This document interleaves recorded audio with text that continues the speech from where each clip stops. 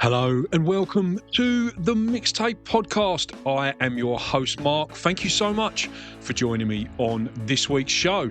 Before we get into the chat, just very quickly, if you enjoy the show this week, I would absolutely love it if you left a comment or rated the show 5 stars wherever you are listening. You can find all my social media links, my YouTube channel, and the full radio show on demand just by visiting the mixtapepodcast.com, and there you will find over 175 episodes just waiting for you to discover. Thanks again for listening, and I hope you enjoy this week's episode. That was Turn on the Lights, the title track from the debut album from Kim Yang, and I'm absolutely delighted now to be joined by Kim. How are you, mate? Good, very well, Mark. Thanks for having me here. Oh, thanks for coming on the show. I really appreciate it. So this is, like I just said, your debut album. And for people who aren't familiar with you and your music, give us a little bit of a flavour of your journey in music to what's brought you to this point of putting out your debut album. Yeah, of course. So I started my music journey professionally here in Canberra as a busker back in 2017, I think. Since I was little, I've always loved singing. I was singing in the shower, and I actually grew up in Taiwan. I immigrated to Australia when I was sort of 20-ish. So during my childhood, music is always in my life, but I'm not professionally trained. So when I immigrated to Australia, I started to explore a little bit more about music and busked for a few years from 2017 and got into a national folk festival in 2019. Then I was like, oh, maybe I should really start to get serious about music. So I started writing music sort of in between 2017 and 2018. And I got into a music school because I thought, I have a bit of imposter syndrome. So I thought I should probably study music and get a certificate so people can see me seriously as a musician. So I did a TAFE course here in Canberra in music performance and production. So my music journey kind of just started from there and playing more shows and recorded EPs and stuff, and finally got my album out this year. And what a fantastic album. It's just on imposter syndrome quickly. I really identify with that because I've been doing the radio show for 3.5 years now. And from the day I started doing it, I've never had a single bit of training, experience, knowledge, or anything in broadcasting, like nothing whatsoever. Like my day job, it couldn't be any further away from that. The imposter syndrome was really real, especially in the early days. It's a lot better now, but when I was sitting here interviewing, quite often people I had their poster on my wall when I was a teenager sometimes, you know what I mean? And it's so surreal. For this album, Kim, and maybe your earlier stuff as well, your songwriting, like talk us through where do you draw your inspiration? I loved listening to singer-songwriter talking about their stories and life experiences, like Bon Iver, Joni Mitchell. And so most of my songs are quite personal. Kind of, for me, it's like a therapeutic process to talk about things that I find hardship in my life, and especially mental health problems. And this album, Turn on the Lights, is sort of that epiphany of talking about things but then see the light, and so it doesn't seem as daunting anymore. It took me about 3 years to finish the album, which can be, for me, it was quite hard to keep going because I was like, am I ever going to finish? But I was living in China at the time as well while making this album, so I had nothing else to focus on. I have to really get it done. One of the songs that I really wanted to talk to you about, this is an unusual situation for me doing an interview because almost 99% of the time when I interview people, I'm already very well aware of their music. I've been listening to their music for years. I've never been in that situation like I am now with you, where I've literally just discovered someone that I think is amazing. And I've been like thrashing the album the whole week. I saw Midnight Francine with friends last week, and she was talking about, how stoked she used to be supporting you. And I thought, oh, I'll check her out and have a listen. And I was just blown away by the album. It's so good. And so it's unusual for me to be, when you discover someone new and you can't stop listening and you're getting that like dopamine hit whenever you hear the album. Like I'm in that zone like right now. But the song that really, really stands out to me is All Good When I'm With You. So I wanted to talk to you about that because when I first heard it, I thought to myself, I've made a note to myself, I'm going to ask you, if it's not too personal, if you don't mind talking about it, who you wrote that about, because you must be so in love with that person, right? And then earlier today, I was looking on your social media and I went through some of the track by tracks that you've got on your Instagram and your YouTube page where you're talking about the song. Obviously, I got it a bit wrong. The meaning behind that song just made me love it even more. Talk to us about that song. Yeah. Look, when I knew I was moving to China, I moved to China for my partner's work and I had no work rights there. And Mm. also, I'm Taiwanese. So I knew that I couldn't work there for quite a long time. And I think at the moment I was reaching this amazing momentum of releasing music and then playing shows and playing festivals. And it was really sad for me to leave. And I thought writing a song, sort of like a love letter to my audience, to my listeners, because I just miss performing for them so much. And also the story sort of inspired by a novel called Mozart's Sister. While Mozart's family traveling around Europe to perform, and his sister's just as talented, but no one really cared about her. And I had that sympathy for her, and I thought, I keep thinking about, what's my purpose of being a musician and being a songwriter? I think it's about bringing joy to people, but I just love to be loved as well. Like, I love to be validated at the same time. So I kind of combine that story with my own story and write the song and dedicate it to anyone who's listening to my music and love it. And I love singing with people in my live shows. So this song is sort of in the chorus. I just want to make it so simple that everyone can repeat after me. And that's how the song came about. So we're going to be seeing you here in Perth. Fortunately, we get to experience that live for ourselves. You're coming to play Midland Records on Saturday the 25th with the aforementioned Midnight Francine, friend of the show. You've done quite a few record stores on this little album tour, Kim. Are you a big vinyl fan? Or do you just like the idea of in-store performances? Look, I think it's such an amazing feeling that because vinyl is so timeless, so collectible, and I just want to create something like a legacy of my life, of my music. And I spent so much money on printing these things, but I just don't want to surrender. I just want to make something that's fulfilling for myself. And of course, if people resonate with it, they can take home a copy as well. And seeing that beautiful recycled vinyl in gray and blue mix, it was just like a magical moment. To be honest, my family never being able to afford vinyls in my family. So for me, it's like a dream come true. Like I can actually touch a vinyl. Like it's something amazing. So and maybe it's a bit selfish. It's probably, something that I want to do for a long time. We will be bringing some to the show next Yep. week. Yeah, you'll have some fantastic. I will 1,000,000% grab one off you. I can't wait for that. I need that record in my life for sure. All right, Kim, let's do the quick fire 5 questions. These are all sort of set around touring and playing live and stuff like that. First one is, do you have a pre-show ritual? I have to eat food, any type of food.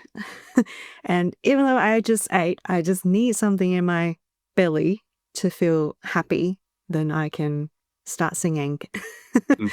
Lip trills as well, star jumps. I can look crazy and silly, but star jumps is something that I always love to do. Mm. Yeah, excellent. That's a new one. I've never had that one before in that category. Star jump. That's fantastic.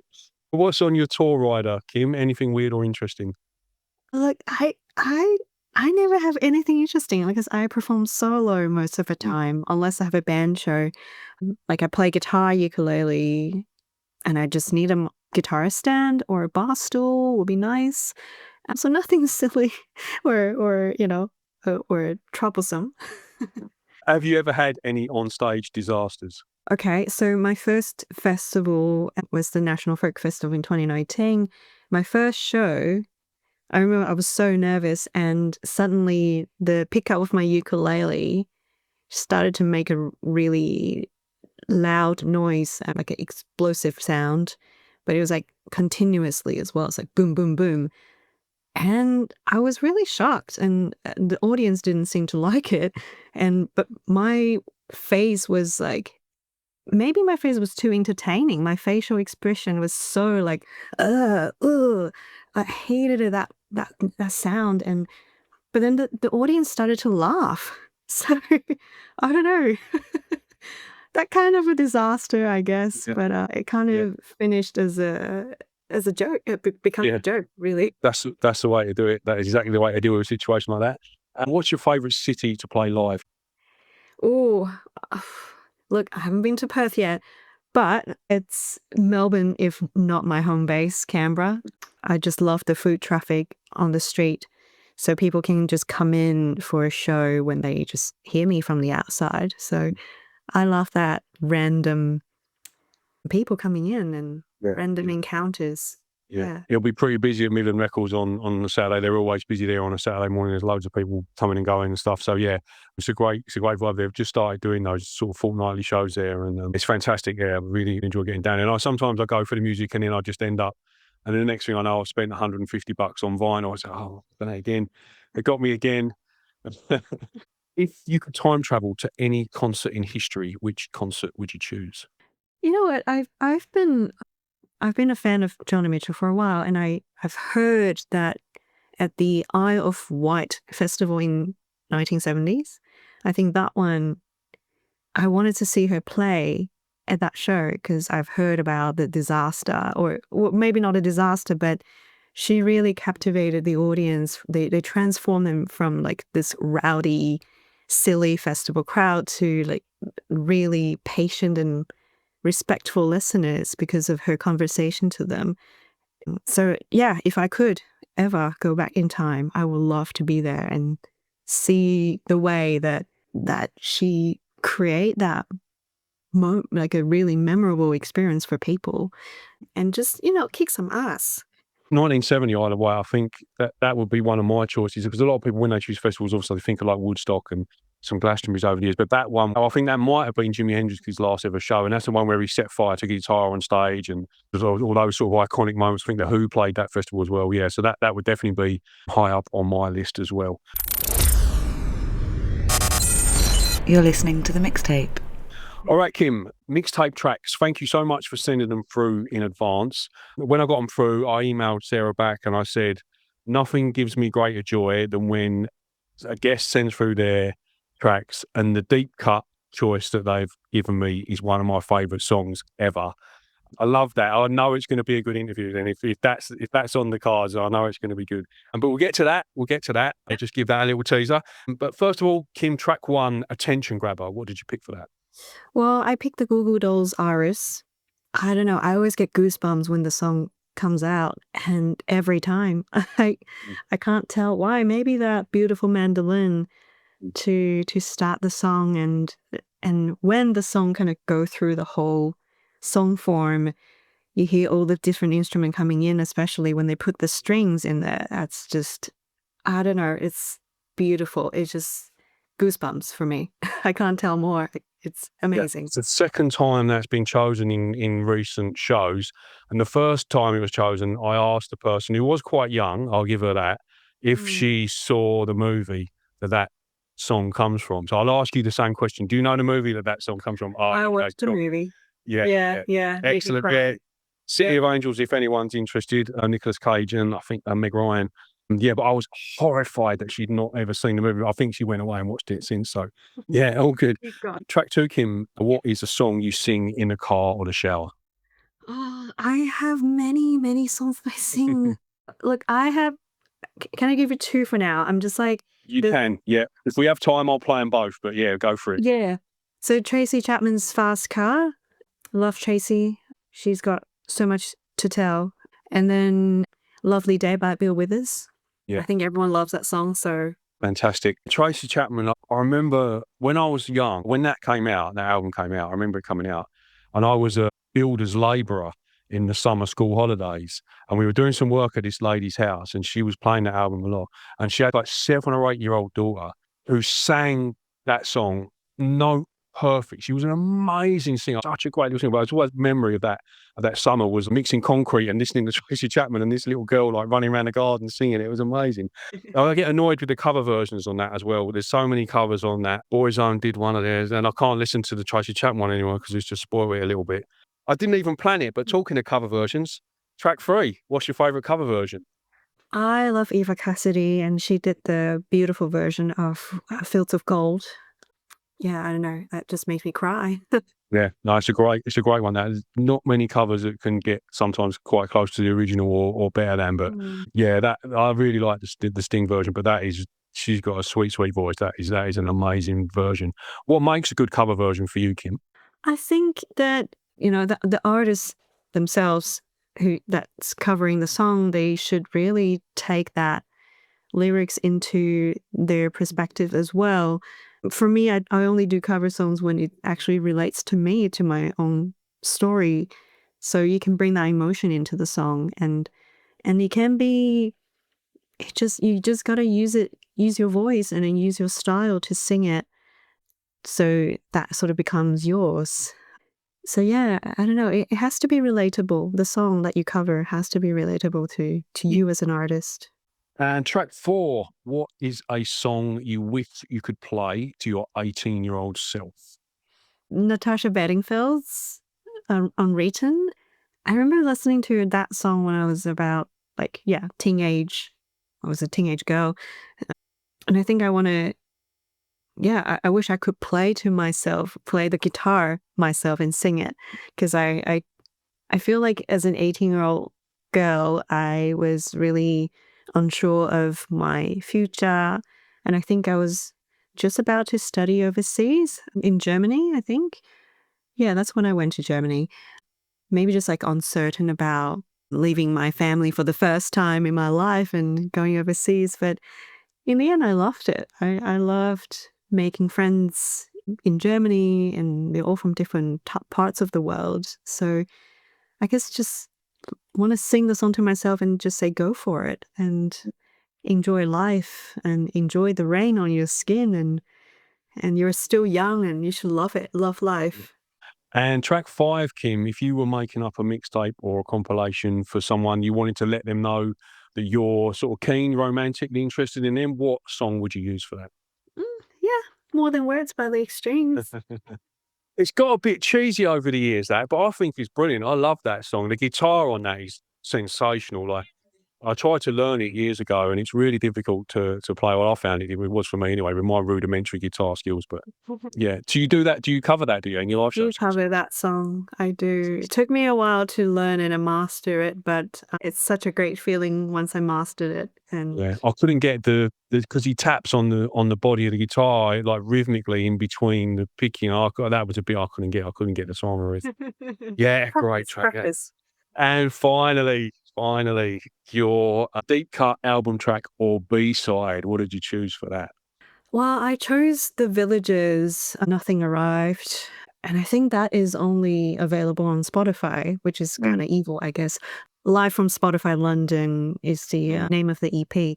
Nothing Arrived. Well, I guess, again, it's about life. We kind of expected too much and something probably didn't arrive in the end. And kind of sad, but also it's part of anyone's life. But the original version, the studio version, sorry, is much more pop and lots of, you just know that's pop music. And then when he played it live in this EP, it was absolutely folk and acoustic folk with finger picking style. And I was so blown away. I was like, hang on, this is not really what I heard before. Yeah. But I've just fell in love with that song because of this version. I don't think I'm allowed to play Spotify on the radio, unfortunately, but I will try and pick a version that's been released that's in that similar sort of style, because you're right, the way he plays it live and acoustic is sensational. I got turned on to Villagers. I was doing some traveling in the late 90s, and I randomly met this Irish girl, but she was a librarian. Her name was Siobhan, and we just clicked like musically, like straight away. Like we were both into Jeff Buckley. She turned me on to David Gray as well, when no one had ever heard of him in the 90s. And she turned me on to Villagers. And sadly, over the years, we sort of lost touch. And I didn't have a phone number. And there was nothing like romantically going on. We just like, when you meet someone and you just hit it off like musically, it's great. And when I ever do that with anyone, when I meet someone and we instantly got music in common like that, because you listen to the same music and you're so passionate about it, I always feel like we skipped like 6 months of being friends. We're already at that point in the friendship. Do you know what I mean? I love that. Yeah. Maybe somewhere out there, Siobhan might be listening and she'll drop me a DM. You never know. All right, Kim, after your Perth Midland Records show, and what you got coming up? You're on tour in Europe and the UK, is that right? In August? Yeah, look, I'm still trying to put a tour together. So at the moment, I know that I'm playing in Germany, but it's the Pop Couture Festival, but the details are still not announced yet. So okay, right. Don't even know if I can share more than that. So what we'll do is we'll just tell people to find you on the socials. So you can find my stuff on social media like Instagram, Kim Yang Music, and Facebook, as well as my website. It's just kimyangmusic.com. And is that where people can grab, if they're not coming to Midland Records, they can grab the vinyl from your website and everything else? Yeah, Excellent. everyone can grab also Bandcamp, but I think it's kind of same, but I guess people prefer Bandcamp because they can listen through the tracks as well. So all those links are link in bio at Kim Yang Music. Kim, it's been an absolute pleasure chatting to you. Thank you so much for coming on the show. I cannot wait to see you at Midland Records on Saturday the 25th. Really, really looking forward to that. And thanks so much for making the time. Safe travels over west, and we'll see you when you get here. Thank you so much, Mark. Thank you so much for listening to this week's mixtape. If you enjoyed this show, then please subscribe to the podcast, rate it 5 stars, or leave a comment on whichever platform you are listening. And don't forget, you can check out over 175 archive episodes just by visiting the mixtapepodcast.com. There you'll also find social media links, YouTube channel, and the radio show, including the songs chosen by this week's guest. Thank you so much for listening. Until next time.